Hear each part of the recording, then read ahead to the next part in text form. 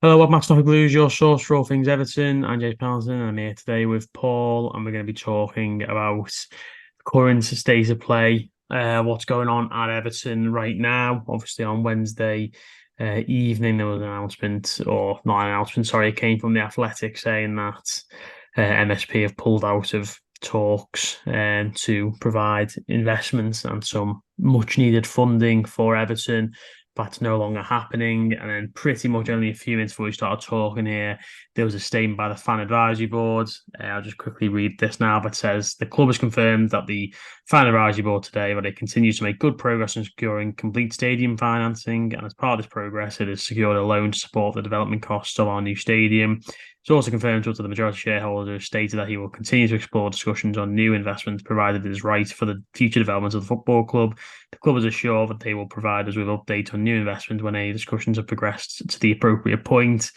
Obviously, we were just talking about it then. It's pretty much just a big load of air, not What really that doing what much. that basically means is, yeah, no new people are coming on the board, and there's no new money for transfers coming in.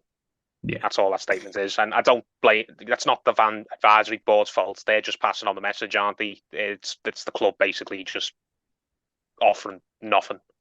Yeah. And then it should have, this whole thing should have come from the club originally because it's going to come out one way or the other. Obviously, with the Athletic, they're dropping this sort of thing pretty regularly, and they are normally the quickest on there. And obviously, they've brought this to the fore. It's funny as well because only about 5 minutes after this came out, MSI Douglas tweeted saying that we are very much back in talks with 777, who are obviously the American group who have got a very checkered past and not one I really want us to get involved with. But I mean, it's just been from the minute that it feels like an absolute lifetime ago, but from the minute that Mashiri announced that okay, Sharp was going, Baxter was going, etc., but Kenwright was staying. There's been next to nothing since then. This is kind of the first proper thing I can sort of think of now. It hasn't even come from the club. Even that statement's not come from the club in terms of it's not been posted on their Twitter or anything like that. It's come from the fan advisory board. And as you say, it doesn't really say anything. All we know is that the only shred of hope we had that there was going to be something positive going on, that's now done. And we are getting close to kind of like doomsday, apocalyptic, cataclysmic sort of levels of nightmare now. I mean, obviously, it was kind of like a full takeover by a really good company that we were all behind, and that fell through. That would kind of be probably the worst thing, but this isn't far off, really, is it? Yeah. Going back to what you said, mate, this has come from the club, but it doesn't come from the club directly because the club is terrified to engage with the fans directly. They have been for absolutely years, and that's because of the people who have been at the club for years who have, worn the fans down with all the lies they've told over the years. But this information it's been leaked to favoured sources, the lads in the Athletic, some or certain in the nose at Everton, and I don't blame them. They're just doing a job, aren't they? But just going back to what you said a second ago, yeah, ideally we all want a new investment to come in. We want a full takeover. We want to see the back of Mashiri. We want to hopefully see the back of the Snowman, Jack Frost, Bill Kenwright, whatever you want to call him. Now, am I particularly devastated that we're not going to be having MSP come up on the board? MSP particularly? No, not really. I don't know an awful lot about MSP. I don't know whether they would have been good for the club, bad for the club, and whether there'd have been anything in between. It's just again, it's fills fans with despair that we're not going to see the back of the likes of Kenwright or Mashiri anytime soon. They are going to still be on the board, making all the big decisions. Getting jobs for filling holes in the club, getting assigning important jobs to their mates. Like Kenwright always has done, and like Mashiri started doing. He's got that fella on the board with him now, hasn't he? Who he's been on boards with him in the past. I can't think of his name, but he has absolutely no background in football whatsoever. He was just there to do Farhad a favour by filling a legal requirement to sit on the board because he needed a certain amount of members. But it's just kind of where is the club going now? Things are absolutely dire on the pitch, aren't they? Hopefully that will take care of itself. Hopefully the manager and the fans and the players can, pull off a miracle there and stop us going down again. But where are we going off the pitch? We're just chasing our tails. We're still stuck with the same incompetent people who've made bad decision after bad decision after bad decision. Have infuriated the fans time and time again with the gaslighting and the lies they've told, and the going, but yeah, just the incompetence that they've showed. And we're still not any closer to seeing the back of these people. We were told back in May, whenever it was, when the three other board members resigned, that the rest of the board people, Ken Wright was going to be going any day now. We had the likes of I can't think of his name. Is it George Downing? Is the fella's name, the local businessman? Yeah, it rings a bell. Yeah, I'm not 100% sure. Maybe. I'm thinking. I think people know who I mean. Maybe I'm getting his surname Yeah, wrong, or I'm getting. not, yeah, I'm with who you mean. Yeah, People know who I mean. There was a couple of local businessmen who were apparently just waiting in the wings, ready to come and take a seat on the board. It had all been agreed with MSP. MSP were going to put their own people there, and we were finally going to have fresh faces at boardroom level making decisions for the club. It wouldn't just be the same one or two people deciding everything, and those people who the fans are just utterly sick of and have no faith in, and haven't for a long time. It was finally the buck was going to stop with someone else, and fans were happy with that, because at least the thinking was these people can't be any worse than what we've already gone through. But we're not even going to get that now. All this hope of just something new, not necessarily something better, could have been something worse, but just something new. That's it. That's gone now. So we're just again stuck with Blue Bill and Farhad. It's really depressing, because you just can't convince anybody that the club is going to get its act together or do anything remotely positive while those two are still around pulling the levers. So yeah, it's really depressing, and it's not a good day for the Evertonians. And even if we manage to get a good result at the weekend, or if we get a few good results over the next couple of weeks and months, it's still not going to lift that sort of really dour feeling that we've all got deep down, that the club is still just in no man's land, effectively. If it's lucky, we could end up going into financial ruin. If we stand still, then that's the best case scenario. yeah, precisely. I mean, I think it was kind of like the MSP's best kind of trait for us, the fact that they weren't, Ken Wright and Mashiri, and then it was going to be someone different. We just talked about on the pitch in terms of, Jared Branthwaite comes in and makes a mistake, you'd stomach it a bit more because it isn't Michael Keane. It's not the same person who's been doing it for years. It's not the same person who gets getting chance after chance after chance. And it's the same off the pitch as well, in terms of it's someone different who makes an error. You can stomach that a bit more because it's not someone who's ran us into the ground and made errors year on year. And lied about it when they have, yeah. Exactly. I mean, people are just desperate to see the back of these people, and not so desperate that they take anybody in terms of, I think people have read into 777, and while MSP are far from perfect, 777 seem like an absolute ticking time bomb and a guaranteed way to, Get absolutely yourself in plummet trouble Everton one away way or from another, where yeah. we are. Exactly. In terms of where I think if they were to come in, I'm already very worried about the club in terms of long term, short term, mid term. But I think if they were to come in, it would be a nightmare. And the kind of one thing you're hanging on to is the stadium, and then that just then becomes something that not that you don't want to happen, but you just think, well, this is going to probably cause us even more issues in terms of where we're going Is it now. worth it? Yeah, as nice as it looks and as great as it will be to sit in, would it be worth all the aggravation at the end, in the cold light of day, when you add it all up?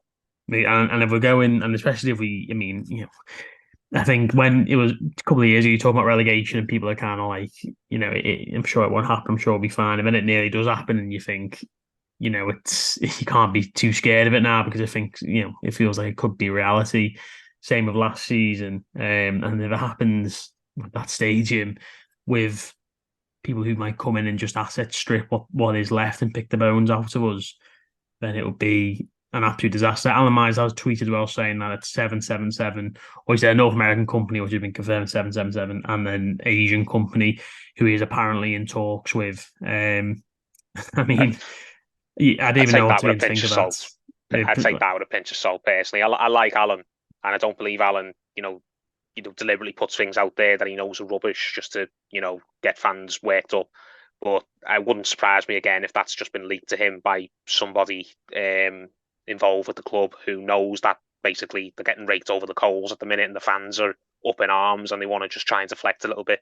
It's what Everton have done for years. When fans are really angry, just think of some cheap diversion tactic to get them to calm down and buy themselves just the club buy themselves just a little bit of time, even if it's only a few days. It's what certain people have done at the club for absolutely years now. When everyone's up in arms, just give them a crumb of something to cling on to, and hopefully that will buy me, the tiny bit of breathing space at the very least. So I'd like to believe that there's this there's this conglomerate on the Horizon consortium in America or Asia where they are, and that they're willing to ride in and pick up where MSP left off and buy out Machiri completely and send him on his way and tell Ken Knight to finally get lost. You want to believe that's happening, but until we know who they are and somebody very, very credible comes out and says it, I'm not going to believe it. And that's not a dig at anyone who's saying that now. Like Alan, when I say very credible, I mean someone who's got no dog in the fight, someone who is probably not even a football reporter, somebody who's just focuses on business and is moves in certain circles and has heard these stories directly from people who might be involved in the deal. Until someone like that comes out and suggests that that might be happening, then I'm not going to really believe it. To be honest, from what we can tell so far, it's just Machiri. Maybe he's talking to 777, maybe he isn't, but from what I can understand, it's just Machiri sat wherever he is on his yacht in Monaco, wherever he lives, and it's still Ken Wright at the club running things day to day and taking all the meetings, and that's just enough to make you weep as an Everton fan. And the funny bit about that is I certainly don't disagree. Obviously, we had again, back on the pitch, we had the whole Hugo Ekitike saga where, again, people were being fed this, not just Alan, but obviously like Fabrizio Romano and people like that. And then it comes out and it seems like that never really happened. I find it funny as well what this kind of thought of like a nameless Asian company, conglomerate, whatever it might be, taking over Everton is actually a better result because you see people who come into these clubs who've got no interest, and it's a nightmare. And thinking that someone from halfway across the world who's say totally nameless and we've got no idea who they are, that would be better, kind of puts it into total perspective. I just think of those rumours as teletext. 20 years ago, it was stuff you'd read on teletext, wasn't it? And you just think you'd take no notice of that. But even if it turns out it has got some validity, what you've just said is a very, very good point. You don't. It's not a comfortable thought, is it? Just these nameless people on the other side of the world who probably haven't, would maybe not already in football, who don't have any sort of track record, might be interested in the club because you think, why would they be in it? The only reason foreign businessmen get into buying English Premier League clubs or English Football League clubs, unless you're Rob McElhenney and Ryan Reynolds, unless you're one of those two, the only reason that English clubs tend to get bought nowadays is because people want to make money. And what's the easiest way to make money out of Everton at the minute? Because we don't generate any money through sponsors, just asset strip it. Yeah, isn't it? Exactly. So it's very, very concerning, isn't it? Even if these stories are true, that there are other interested parties on the horizon who are maybe thinking of coming in and bidding or picking up the phone. Who are these people and what's their end goal? Well, I think that the statement they've said is that, or what has been fed there, that this will happen next week, any potential bids, and whether we end up hearing about that or not, I'm not sure, but that will kind of be, the proof for the pudding will be in the eating, and we'll see what happens next week. It feels like that's kind of I'd say it's going to be a crucial period, but it's kind of all the crucial period, and now it's just way too late. The deadline is a week today or a week yesterday, maybe. I think it's very, very soon. We still need like 3 players. It's 1st of September, isn't it? Yeah, so that I think it's a week today. I think it's a week today. Yeah, midnight a week today. Yeah. Well, and this investment, which should have, in an ideal, have been wrapped up, at least a month ago. Hopefully, earlier than that is still. We were getting we were getting told in May that it was going to be any day, and that Bill Kenwright was only staying there because it was a legal requirement, because all board members couldn't resign at once. And then it just dragged on for weeks. Days turned into weeks turned into months has turned into never. Yeah, and I've just completely forgot about that. Someone had to be in the house before everyone left, it kind of thing. I blocked that from my memory, but I think just the league final thing to say is, I know we've said it before, but in no other Premier League football club but a 77, nearly 78-year-old man who has been ill for as long as I can remember, who has been out of touch and out of sort of the club for as long as I remember. No way would can't turn a computer on. Would they? Multiple sources with credibility have all said that Bill Kenwright is it's a bit of is a technophobe and can't turn a computer on, and that Farhad Mashiri is a person who doesn't even read the newspapers. So it's just two two older men. One's in his 70s, one's in his 60s, I believe, who are just very out of touch with the Yeah, modern out of world, touch. Yeah, especially the exactly. modern football, especially when it comes to like football and business. These two men are still deciding the day-to-day goings on at Everton Football Club. It's just, oh my god, if it was this was any other club apart from our own, you'd be laughing your head off, wouldn't you? Well, it just wouldn't happen. That's what I mean. I just can't think of another. I'm sure further down the pyramid, sure, and like there are clubs who are very poorly ran. I mean, we're talking about Asian companies coming out of nowhere to take control. Look at a club like Birmingham. I know they're changing a bit now, but the stuff that club went through is just insane. And that's the sort of thing that could happen when you get these people in, whether they be in Asia or North America or wherever it is, that they're absolutely miles away and they've got no interest in football, or more specifically Everton. Then I just find it remarkable as well that after everything we've been through and how badly this has all gone, the thought that we could go to someone worse is beggars belief, because you sat here thinking it can't get any worse than this, and yet there is a real possibility now that we could end up in the hands of someone even worse than these two, which is something I never thought possible. True, but we could end up in the hands of someone much better. We just don't know. We'll have to just see how the chips fall, isn't it? But Yeah. just the very thought that we're stuck with the people we currently have for a significantly longer period of time now, that's enough to make you just despair on its own. Yeah, it is an absolute nightmare. But I say we will see what happens. I feel like we've been saying that for at least a year in terms of these two in this guys particularly. We've been saying it about Mashiri for sort of 3 or 4 years. We've been saying about Kenwright for 20 years. We've been saying about the club for since like 1987, really, haven't we? In terms of just see what happens next. Where can we go from here?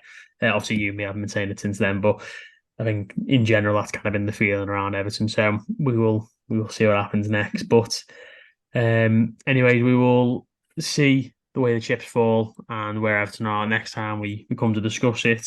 As fans, all we can do is just make our voices heard, and on match days get behind whatever team's on the pitch and try and affect the results as much as we can, because usually the football club is winning, then everything else tends to look after itself, doesn't it? So that's all we can do as fans. Just try our best to make sure the team wins every game we play. Yeah, I mean, and the immediate, as well off the pitch is obviously just as important as on the pitch. But at the end of the day, if you end up points stay up every season, then things are hopefully starting to get better. But we shall see. So let us know your thoughts down below. Who anyone you'd be particularly interested in? What you think about this whole saga? And obviously, we'll all pray for a better day tomorrow. But yes, nice one all for listening, and we'll speak to you next time. Thank you.